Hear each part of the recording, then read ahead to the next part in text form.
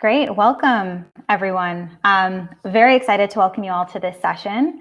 Today, we're going to discuss the role of carbon removal in addressing the climate crisis, which is very timely given the growing momentum of the carbon removal space in the broader climate conversation.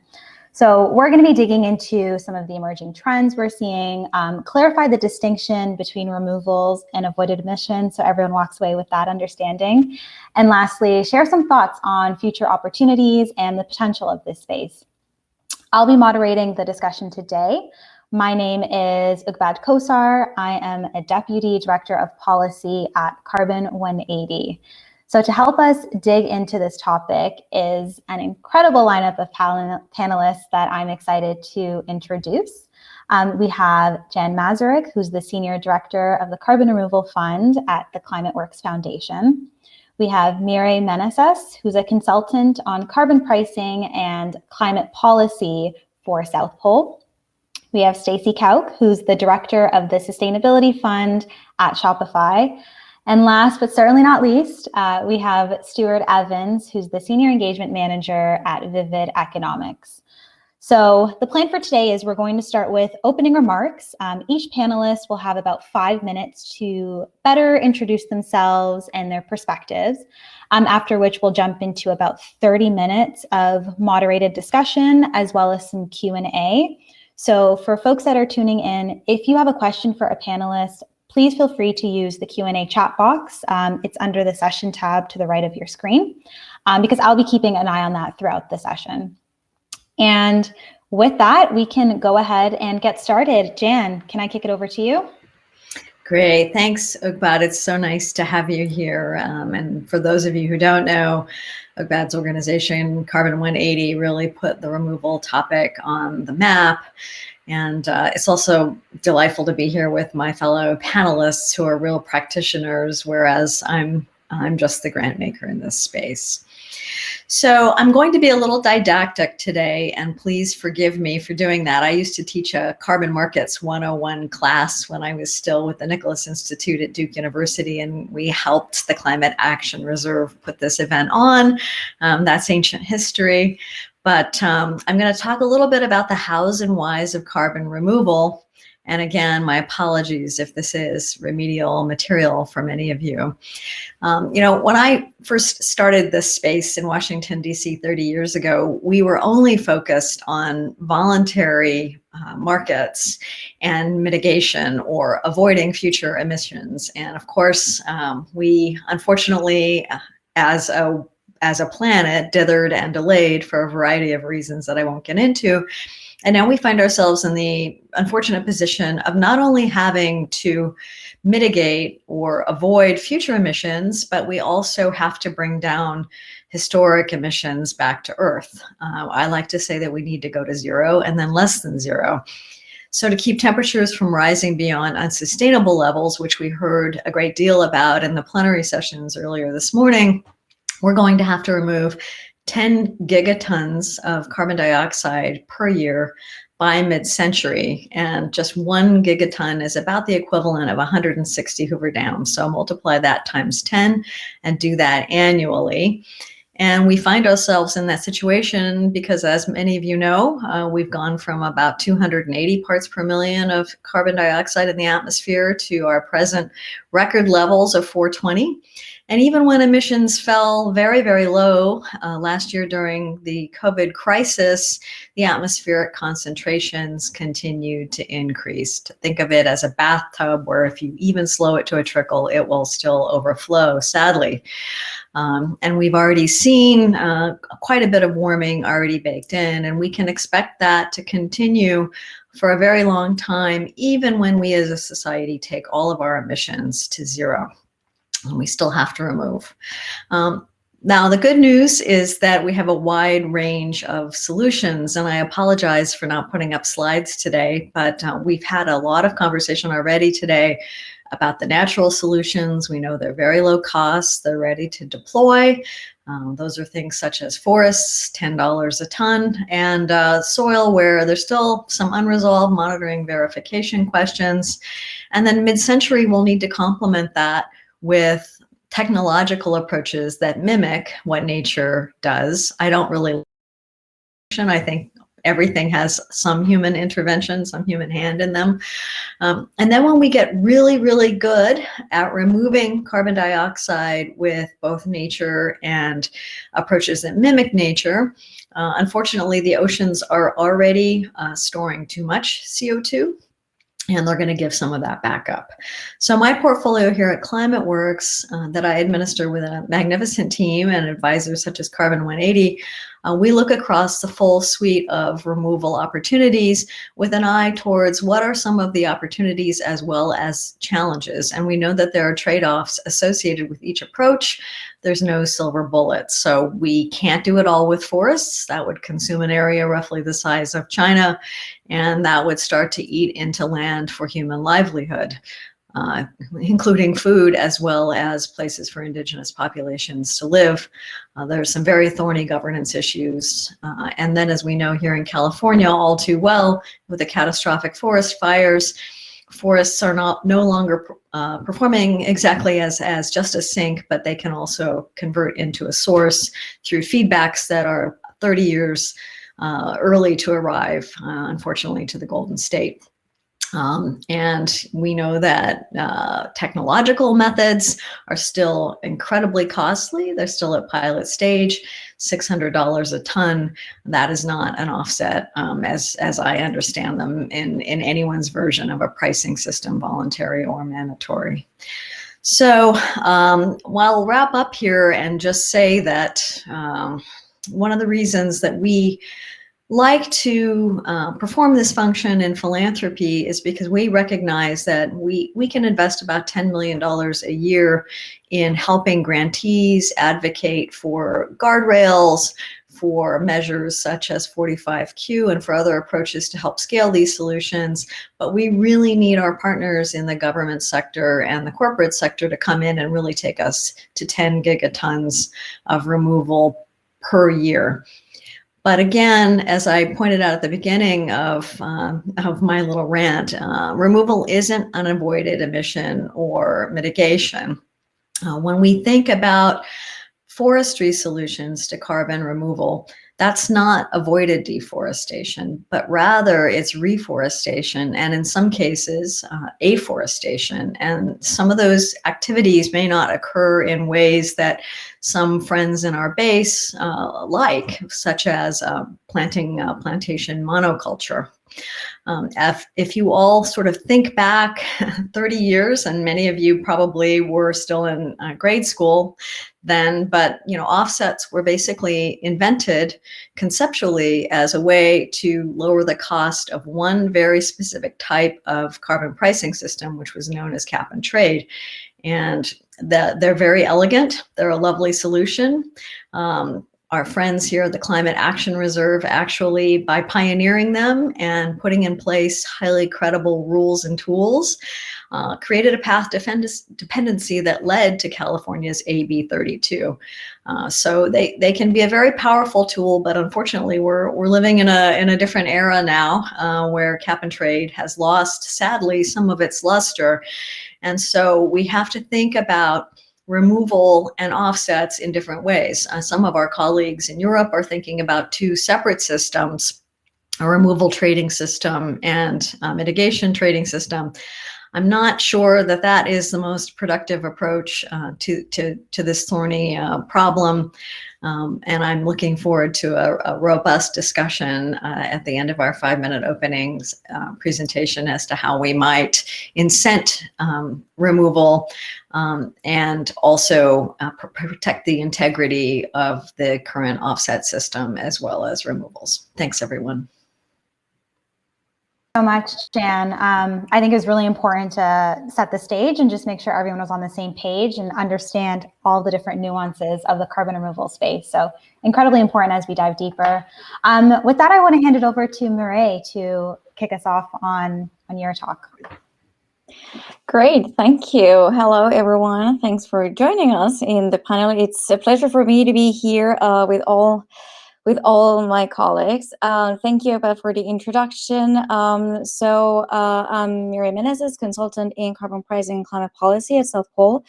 And if you're not familiar with South Pole, is one of the largest developers of reduction, avoidance, and removal projects globally. And I think I'm really happy to be here today and to provide a little bit of practical experience on how we have been experiencing this and living this in market terms. So when it comes to removals, particularly during last year, we have seen a boom of corporate pledges and global initiatives coming from different actors, international organizations, for example. So more than 535 big corporation companies committed publicly to net zero by 2030. And we have also seen net zero pledges from governments that have submitted their update NDCs or in their long-term strategies. We have also seen the momentum created by initiatives such as Race to Zero, or the Task Force for Scaling Voluntary Carbon Markets led by Mark Carney.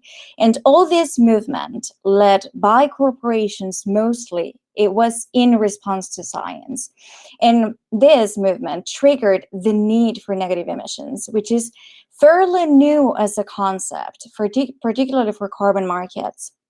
So let's also not forget that the term net zero started to become popular after these scenarios reported in the IPCC 1.5 report a few years ago. And what we are doing here in this panel, I'm really, really happy with the introduction of Jan, and she started telling a story, and it's what we're going to do today. Because when we think about the early days of corporate action, there was no distinction between avoided or carbon removals. As I said, that concept of carbon neutrality is also evolving into a more long-term approach, which is now incorporating removals. And they're looking ahead. All these policies and pledges have also changed supply and demand dynamics in the market, because companies, as I said, are no longer looking to the past, but looking forward and including removals into their portfolios, or they're also looking into invest and promote research and development of those technologies. We're lucky today because we have Stacy and Stuart. I'm pretty sure they will cover this in a minute, but I think I'm going to stop there. And just go back to you, Abad, because I know my fellow panelists have a lot to say on this front. Thank you so much for your words. Stacy, do you want to go next? Sure. Thanks very much. And thanks for having me. I'm really happy to be sitting on this panel with my distinguished colleagues. What I'll do first is just provide a bit of background. So I'm the director of Shopify's Sustainability Fund. Shopify is the leading cloud-based multi-channel commerce platform designed for businesses of all sizes. We have over 1.7 million merchants using our software to help them design, set up, and manage their stores across a variety of sales channels, including online, mobile, social media, marketplaces, brick and mortar locations, and pop-up shops. So that's what Shopify does. And I lead the Sustainability Fund, which is a $5 million annual climate commitment to support the most promising technologies and solutions to reverse climate change. And this kind of hits on the previous two panelists' comments. What we're doing is we're trying to use market forces to kickstart the carbon removal market. And we're doing that by creating demand where there previously was not a lot. And in the process, we're supporting companies as they scale. We're intentionally getting involved and being early adopters. And this is allowing us to help support research, help companies build pilot plants to prove their technology, and it also is spurring the development of monitoring and verification protocols. Our sustainability fund is split into two portfolios. We have our frontier portfolio, which includes sort of the early stage companies that are working on atmospheric carbon capture with durable long-term storage. And then we have our evergreen portfolio, which includes solutions that are available now that we need, but they often provide less permanent storage. So maybe on the timeline of 10 to 20 to 30 years, compared to our frontier portfolio, where some of those solutions could provide long-term storage up to 10,000 years, for example. So we launched our sustainability fund in 2019. So in our first year of spending our first $5 million packet, we made purchases from 13 companies across a variety of industries, including direct air capture, soil carbon storage, forest protection and tree planting, ocean-based solutions, carbon utilization and products, as well as a variety of biomass solutions. Our $5 million annual climate commitment isn't the only thing that we do at Shopify in terms of carbon. We also track, measure, and report our corporate carbon footprint, and we've been carbon neutral since we were founded in 2004. But to kind of to the previous comments, we're very much focused on atmospheric carbon removal with long-term storage.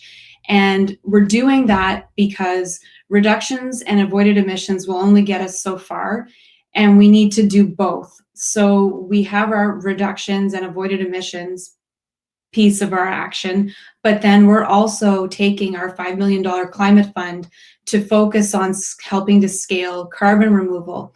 And we're doing that because the research is showing that we need to go beyond net zero to reverse climate change.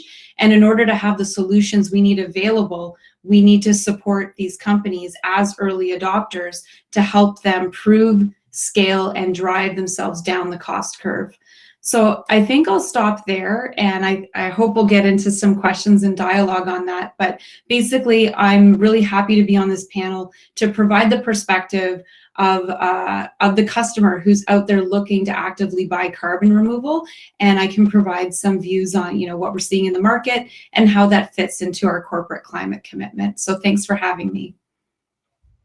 Thank you so much, Stacy. And Shopify has absolutely been a pioneer in this space. I'm so very excited to dig in further. Stuart, can you wrap us up? Yeah, sure thing. So firstly, thanks so much for inviting me to be on the panel today. It's a really great group we've assembled, so I'm really looking forward to discussion as well. Just to give you a quick introduction, so I work with Vivid Economics, which is a specialist economic consultancy, which is focused on climate and sustainability. I lead our work on carbon markets, and I've spent the last 10 years kind of focusing on both voluntary and compliance markets. Vivid has recently joined McKinsey & Company, which gives us all of these great new capabilities and access in terms of supporting businesses in planning for net zero and in the use of carbon removal. So that's kind of what I want to talk through today in terms of providing some general framing on the urgency of considering removals and some of the options that you might have. And as some of the other speakers have already mentioned, there is an urgency about net zero that's become really obvious over the last few years, where we're seeing countries, states, cities, and companies adopting these targets. And this means that you really need to start thinking about incorporating net zero into your strategies and into your operations, which means thinking about removals. Now, removals can come through various channels. And I guess for companies, you can kind of think about both direct removals that are incorporated into your production processes, or the use of high quality offsets. Regardless of what approach you use, you should be thinking about removals now and not as something in the distant future. And basically this is because if you don't act now, there is a risk you'll be left behind. And there's several reasons for this. We see that social license is evolving really rapidly. People will and do respond with their wallets, particularly younger generations, focused on climate change as an issue.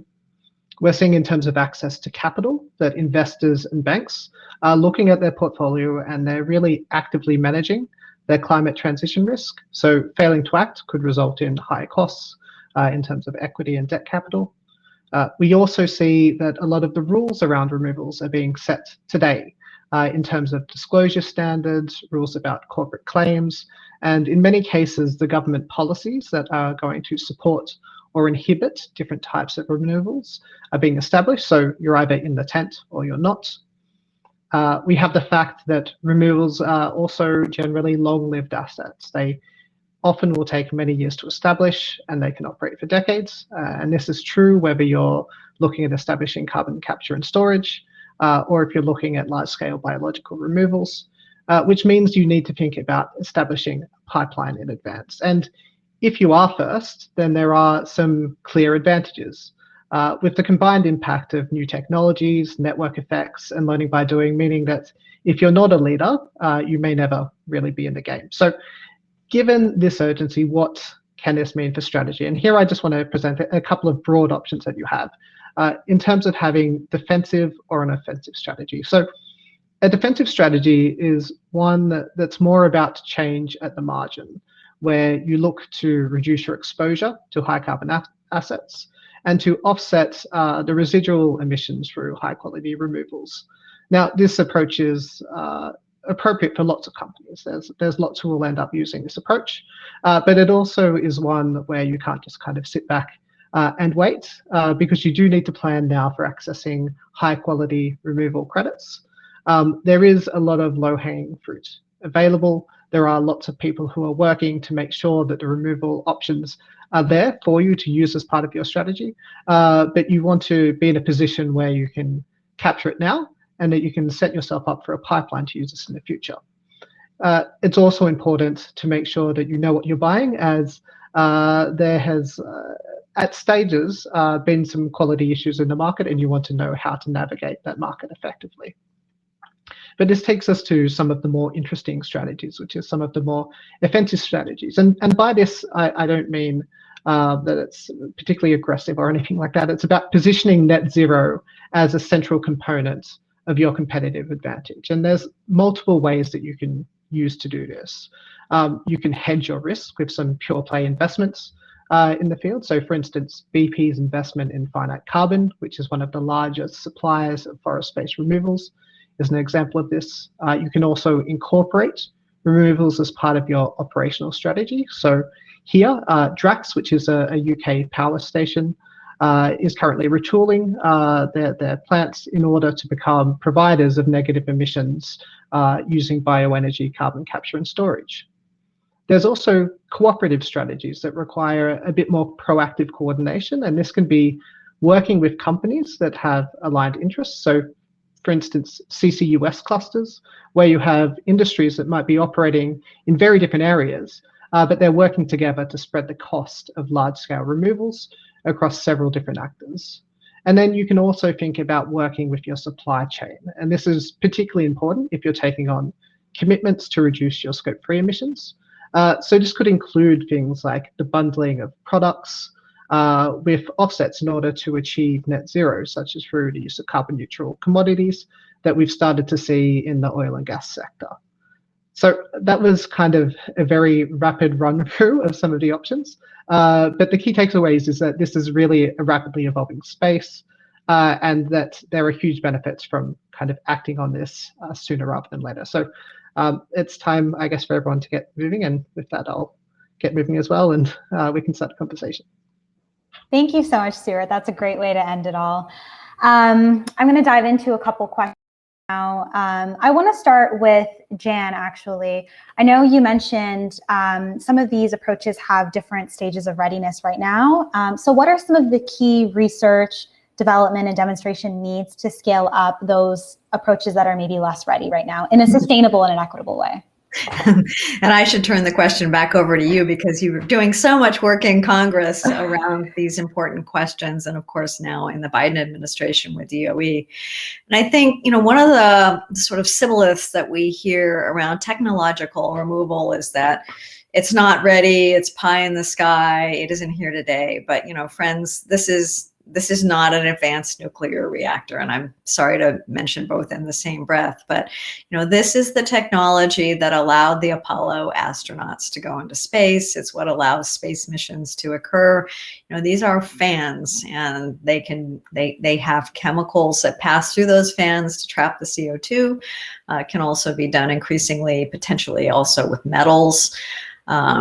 but my point is that they're relatively low tech, and that's not to say that they are low cost, because we're still learning by doing and coming down the cost curve. And so some of the areas where we have seen our friends at DOE already issue pretty large funding amounts in the first 100 days of this administration would be to reduce the energy footprint potentially of these technologies. Even though we have too much carbon dioxide in the atmosphere at 420 or so parts per million, it's still very diffuse. So energetically, we have to get a little bit better on the thermodynamics. I'm not that concerned about it, because when we go to 80 or 100% renewables, we're going to have an enormous amount of spare zero carbon electrons that we can deploy. And as some studies by Wärtsilä and others have shown, here in California, one can even think about this technology as a way to serve as a temporary storage medium to help balance our grid. So I think there are any number of really great advantages to the technology. But I would say, thinking about what substrate to cost effectively use, thinking about the energy issue, thinking about siting, those are all the sort of techno-economic challenges to go from $600 a ton down to about 150, which is where you get today when you stack 45Q and the low carbon fuel standard on top of each other. But that ignores the role of governance. And I think where we really need to do an enormous amount of work is around helping frontline communities understand that these are technologies where we have already understood that, by and large, the opportunities, particularly in terms of transitioning into clean jobs, largely and broadly outweigh the challenges. California is a state where we could either take CO2 that we've removed from the air and turn it into any number of great products. That's carbon neutral, not carbon negative. But we also, owing to the state's very unique geology, have great places where we can take that CO2 and put it back in the ground and lock it up for a very, very long time and do it safely. It would liquefy. It wouldn't be some gas that would come back out. That being said, I think we have an enormous amount of education to do on that front. And I think finally, in closing, and I'm sorry for this very long answer, but one of the reasons I'm always so anxious about framing removal as an offset, particularly here in California, is because of the experience that we've all sadly encountered by failing to incorporate frontline communities into the discussion early on. I was here at the beginning of the voluntary carbon market program, and there is a perception that companies will use offsets as well as removals in a way that gets around having to actually mitigate emissions. And that's why I like to say we have to mitigate and remove. We have to do both. Removal is not a get out of compliance free card. And I think that there is just an enormous amount of work that we look forward to doing with you, Iqbal, and our other amazing grantees here in the United States, as well as globally, around that question. Sorry to be so long-winded, but these are really super important topics to get right now. Otherwise, we undermine our ability to scale removal. That was great, Jan. I really appreciate you raising the frontline communities in particular and the environmental justice considerations, which is going to be incredibly important as we think about scaling up. One thing you mentioned was the carbon offsets conversation, and I'd like to dig into that a little bit more. And maybe, Mireille, you can start us off. What are some of the key concerns of existing carbon offset options, and how can carbon removal help address those concerns? Or can you talk us through where there's overlap with traditional offset framing, and is that the way that we should be thinking of it in your perspective? Thank you. And I think I'm going to address some points that Jan raised before. So I think before just diving into the answer to your question, I think we need to think about that despite the differences between avoided emissions and removals, when it comes to the carbon market, we have to ensure that corporate claims do not hinder environmental integrity. And I think this is a very important topic for carbon markets. We need to ensure that these are real and transparent and avoid double counting. That's essentially ensuring that environmental integrity is preserved. There are already mechanisms in place in the voluntary carbon market, for example, and it is also in the interest of the actors in the market, including corporates, to ensure that such integrity prevails. And we have seen also trends that corporates are prioritizing quality over price when it comes to carbon projects overall. So then we also need to think about that what qualifies for carbon credits and what a project to in order for a project to qualify as a carbon credit.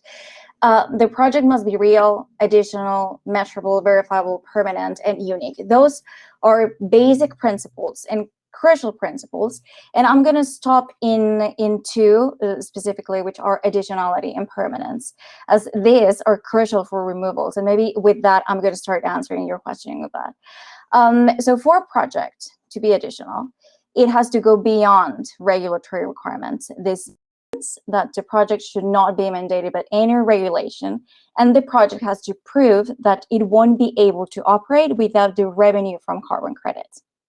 And when we think about a project that is using technological removals, we need to ensure that without that revenue, that project won't be able to operate, and hence the technology would not be able to be scaled up.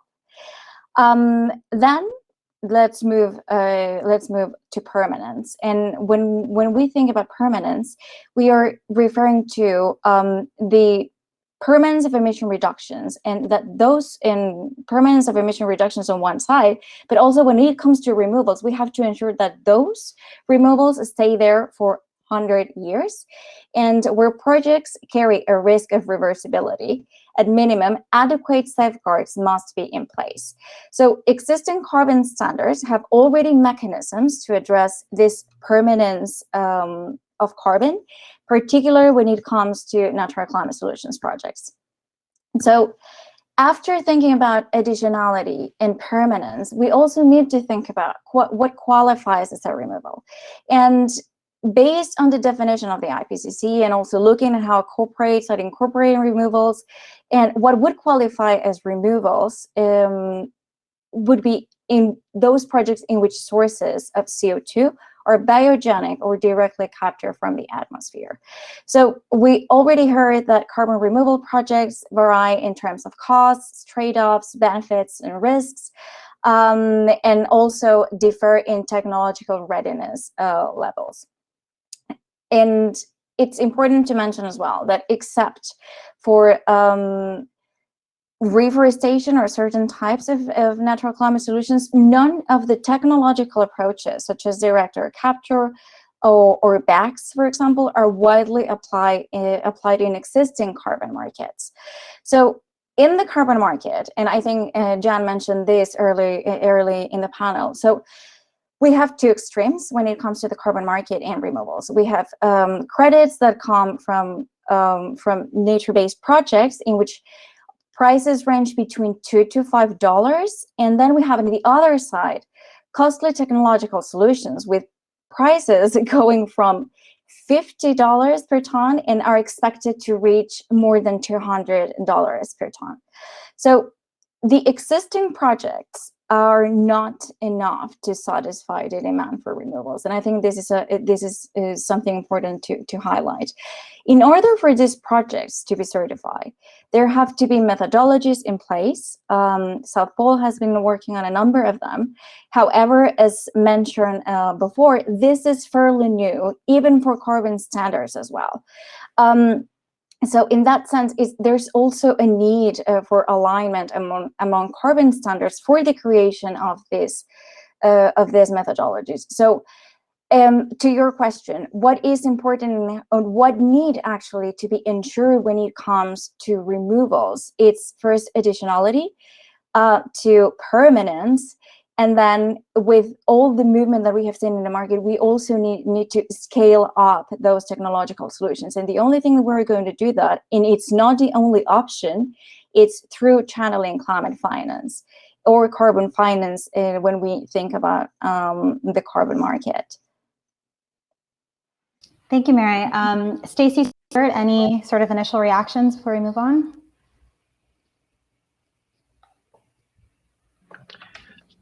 I guess just to kind of highlight, I think some of Mireille's points that, look, there are the solutions available. Like, people have been working to innovate in these markets for a long time. There are lots of people who are expending lots of effort to improve quality, to build on the quality improvements that have happened historically, and to make sure that the next wave of offset projects and approaches, particularly those that are focusing on removals, are at the top tier of quality, so that we can move from a situation where you have kind of a very heterogeneous market, where you have lots of kind of differentiated products that might be focusing on kind of not just the emissions reduction or avoidance potential, but also some of the kind of fundamental attributes in terms of co-benefits and things like this, to markets where you have a bit more standardization, and where you're seeing trade in what are kind of high quality emissions reductions in order to meet some of the corporate obligations regarding net zero, net carbon neutrality. So I think we're in a stage in the market where we're going to see very rapid development and hopefully very rapid scale. And I think a lot of work that Mireille and some of the others are talking on this panel are helping push us in that direction. I'd be happy to jump in and provide a bit of a perspective, as a player in the voluntary market, trying to navigate what's out there to make purchases, because, to just sort of highlight what Mireille and Stuart were talking about, it's a bit of a patchwork, and there's a lot of different options out there.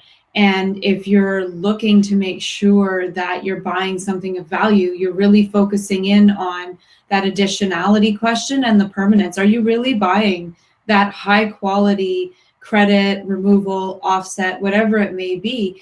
And I think the challenge that's out there that's going to potentially be a barrier to scale, or is currently presenting friction in the market, is that you have to have significant scientific in-house expertise, or you need to go out of your company and start paying for it in order to make sure that what you are buying is truly what it is. And there's a lot of opportunity, I would say, in the market for standardization.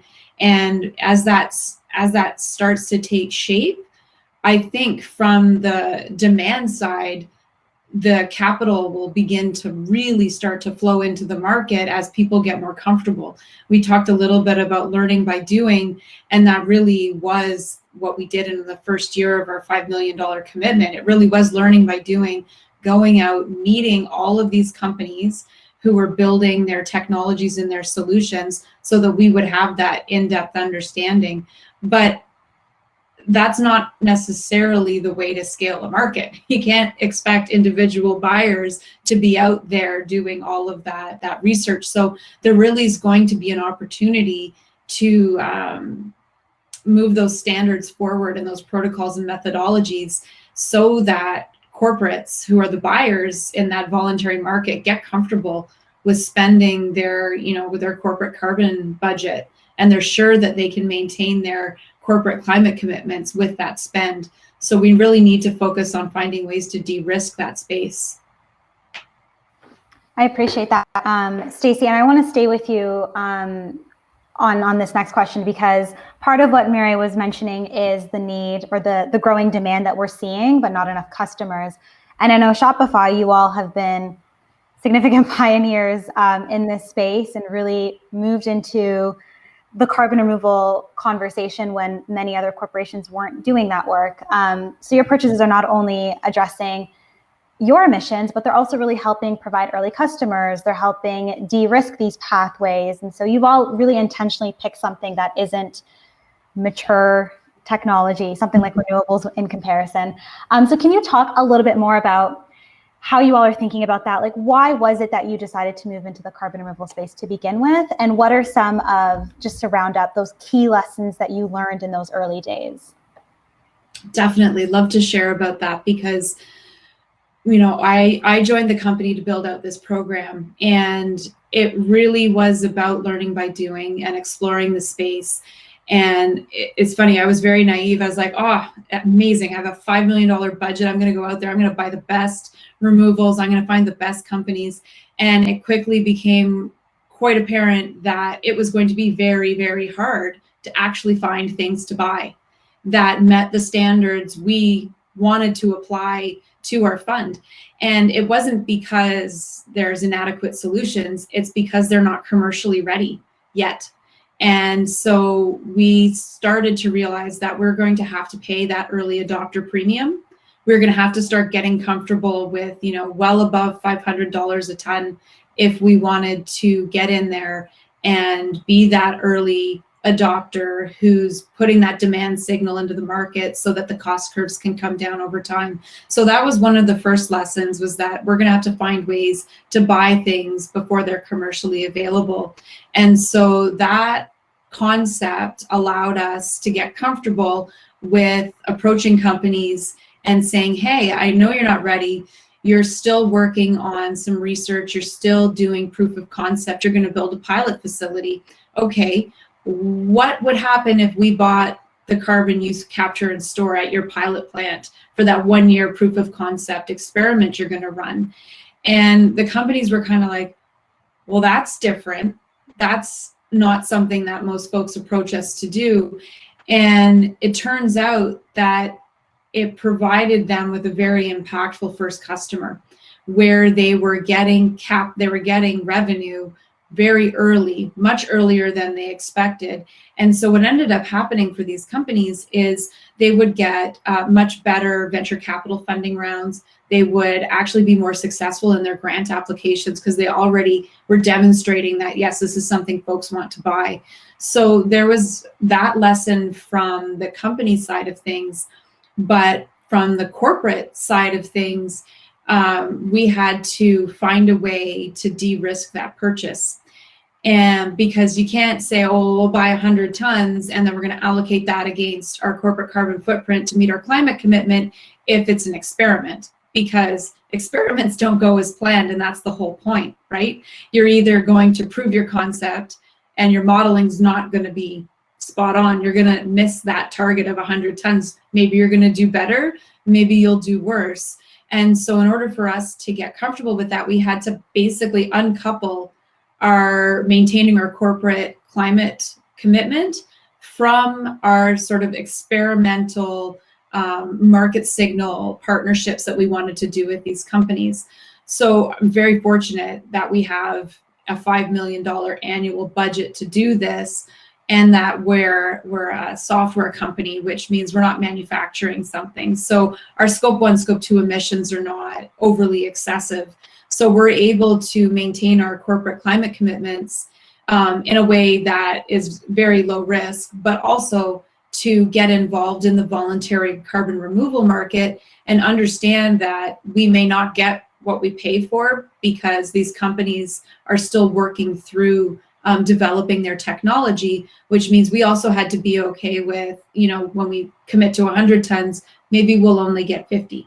And so we moved away from looking at our involvement in the carbon removal market as a way to meet our climate commitment, but more as a way to change the market and to help these companies scale and come down the cost curve, because we're going to need to be buying removals very soon, and there needs to be something in the market to purchase. So that's how we approach it. So I'll leave it there because that was a lot, but great question. Absolutely. Stuart, is there anything that you want to layer in? I know you were talking about how to better incorporate removals into corporate strategy in your opening remarks. Yeah. So I think Shopify is a really great example of how leaders in the field can kind of start us down the path in terms of kind of building the demand for these solutions that we need. And then they can really work to kind of then integrate with some of the other buyers that are operating in the market and start setting out, okay, what are the standards that we expect? What do we need from suppliers in these areas? And I think what we've seen over the last kind of few years is that we are seeing buyers become more active and more vocal about what they need from the market, what they expect in terms of quality from some of these removals, and what they'd like to see in terms of kind of the level of transparency that you're getting from these markets. So I think that buyers like Shopify are playing a really important role in helping these markets develop, and also in steering the longer term trajectory to ensure that the offset market that we have is able to deliver what we need in order to provide a real kind of credible and impactful input into achieving net zero. And just in regards to market demand that we keep circling back on, where do you all see market demand in the next 5 to 10, maybe 15 years? And that's just to honestly anybody that wants to take a stab at that.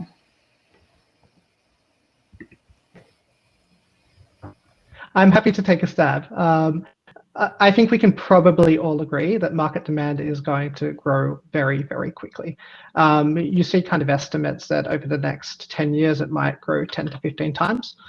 That's a pretty kind of widely expected and accepted estimate, I think, among those of us who are kind of watching the market, and that over the longer term, that you are going to see multiples of that again. So again, I think this comes back to the point that several of us have been making, that the movement to net zero has been incredibly rapid. It's been incredibly impactful, and we're really starting to see the implications of that play out for business. And as a necessary result of that, they are looking at removals, and they're starting to put their money where their mouth is. So I think we're going to see pretty rapid growth, which is really heartening.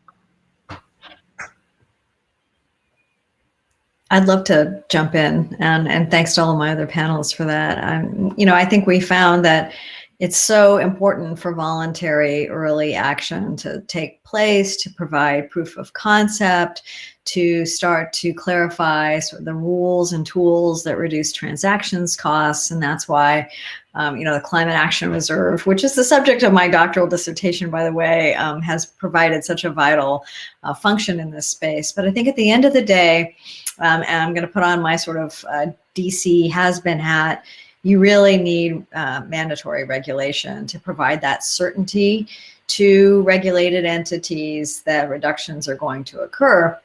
And even here in California, which I think has some of the most ambitious climate regulation in the world, a whole suite of different programs, we have not yet increased the ambition to go below zero, right?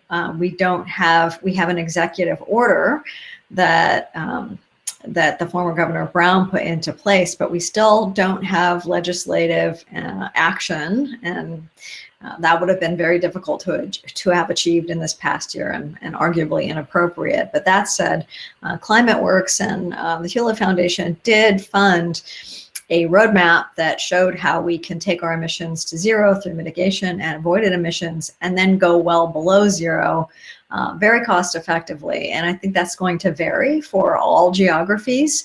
But at the end of the day, I do think that we need mandatory removal regulation in order to provide that powerful market signal that will drive the demand, and as well as provide the regulatory certainty that my former colleagues at the Air Resources Board can only provide. That's great. Thank you, Jan. Are there any other thoughts or comments to that? Perfect. I want to just take a step back. I know we got into the weeds about markets and carbon pricing and offsets, but I think it's important to, one, just reflect on what are some of the major misconceptions of carbon removal, just to make sure we're all on the same page and having that conversation. And how do we balance all of these different concepts we're talking about, this permanence, the environmental justice considerations, the storage potential, as we're thinking about this massive scale up that needs to happen in the next few decades. So two-part question, but would love, one, if there are any misconceptions that folks want to just raise and chat about, and then two, how you all are thinking about the mix of all the different approaches. Well, at the risk of speaking too much, I mentioned this early on, and there are varying degrees of this, and then it tends to resurface. But I think the biggest one is that removal will somehow cannibalize mitigation, that somehow removal is a way of avoiding mitigation, which is kind of absurd, because why would you do something that costs $600 a ton when you can readily do something in a voluntary avoidance market with trees, avoided deforestation that would be, much more cost effective. But it's still very much a concern, particularly among our colleagues across the pond, and I'd really welcome the perspective. Those of you who are sitting there, has the moral hazard question, have we made any progress there at all, or what will it take for us to demonstrate that we have to actually mitigate and remove? We have to walk and chew gum at the same time. Sure, I can take that. Look, I think that what we have seen in Europe is that historically there has been a reluctance to think about removals, particularly when it's kind of land-based removals, as being something that is well, seen skeptically as having low integrity, as kind of avoiding the problem. But I think that as countries have moved to adopt net zero targets, and as they've been forced to reckon with what that means in terms of potential technological trajectories in order to achieve that you just can't get past the question of removals, and you can't get past the point that removals are becoming a necessity over a very short period of time. That if you are going to have the portfolio of kind of technologies and processes, having the technological removals working alongside the nature-based removals, you need to start acting now. And you need to do that because you need to begin investing, you need to begin developing the technologies, you need to be supporting businesses to develop the kind of processes and approaches in which they can integrate these into their operations. And I think that that's been forcing, first, a bit more of a deep intellectual engagement in the issue of removals, and more of a focus on, okay, and how can we actually make this occur in a credible way? You're seeing more focus on developing the policies within governments to do that. And certainly in the private sector, you're seeing huge pushes in terms of, well, looking at how you can deliver these removals both kind of directly through investments in things like I mentioned before, like BECCS and direct air capture, but also through nature-based approaches, which has really been off the table until the last couple of years in the EU. And probably I can add a little. And I think something important to mention is that there is, of course, a revival of carbon markets. However, I'm with you, Jan. This should not displace the decarbonization efforts. And carbon credits, let's remember that are only one part of the equation, but there are many more. And when it comes to removals, and Stuart said this early on, there is no silver bullet. There is no solution that it's going to fix everything. We need to consider that every single solution that's out there has its pros and cons. And when, for example, when we think about BECCS, we need to think about also land use change, and that in any project that we're implementing out there, we need to ensure that we are doing no harm. And I think that is probably the most important part for everyone. All those removals that we are now talking about should not displace, but complement the use of carbon credits. And of course, I am also with all of you when you said, like, we need regulation. Absolutely, we need that. When it comes to innovation, though, we also need to think about that. Normally, regulation, it's one step behind. So I think there is a lot of movement as well in technological development that a lot of governments need to keep up and not be up to speed with what is going on in the innovation space, because obviously for them it's also hard to understand what is going on, what would be the current trends. Carbon markets could help, for example. And all the projects that now carbon standards are trying to develop methodologies for could be enablers to that. But of course, that regulatory space is a crucial part of the equation as well. And any scalability of the technologies won't happen only because of the market, but also of that pool that it will come from governments as well. Mireille, I just want to point out one of the Q&A questions that ties into methodologies. And Heather asks, is there a list somewhere of the methodologies or the protocols that already exist in the registries that qualify as carbon removal? So when it comes to carbon removals, as I said, this is fairly new. What we can find is it's not a centralized database, to my understanding. It is, though, when we take a look at specific standards, for example, Vera, they recently approved carbon capture and utilization methodology for the cement industry. There is one. There are also other methodologies for CCS projects, I think in ACR. But there is no centralized database of all those methodologies. They are fairly new.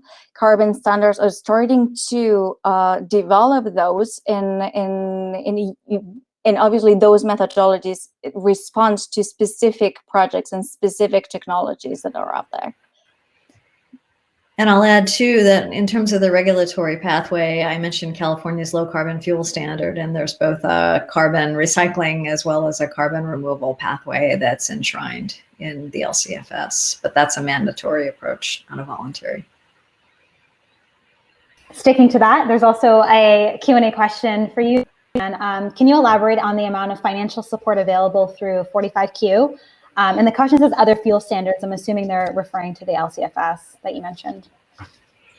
Right. And the 45Q, I'm always getting this wrong, but I mean, the basic way to think about it is that if direct air capture is currently $600 a ton for those projects that qualify, that can bring the cost down when it's stacked on top of the low carbon fuel standard to about $150 a ton. There are a lot of nuances to the 45Q standard and some nice improvements that have been proposed and enshrined to it, including the compliance periods, but it's far from being baked. And I would direct you to my friends at Carbon 180 or the Great Plains Institute or elsewhere for more background on that as well. I could use up the remaining time on it. Jan, one more question that comes up often, honestly, is how are many of these technologies not just creating future carbon problems? So for example, would underground storage create leakage or end up resulting in leakage? Like, how safe are some of these approaches that we're talking about?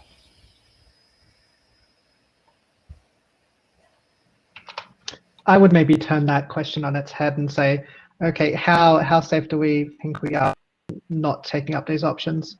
Like everyone is very well aware that some of these technologies come with risks, particularly when you're dealing with storage. But these are risks that we need to manage. Like, there are no credible pathways that will keep us aligned with the Paris Agreement objectives without having large-scale removal. So these are just problems that we need to solve.